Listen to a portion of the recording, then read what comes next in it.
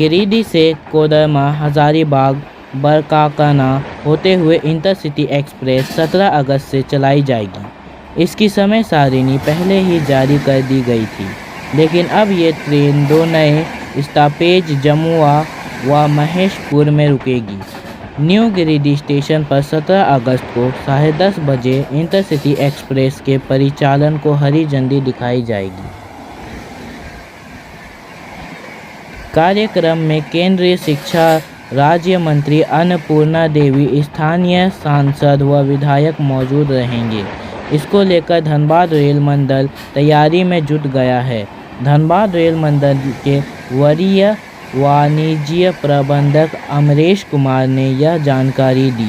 पहले जारी समय सारिणी के अनुसार न्यू गिरिडीह रेलवे स्टेशन से इंटरसिटी 14 बजे खुलेगी और कोडरमा 16:10 बजे पहुंचेगी।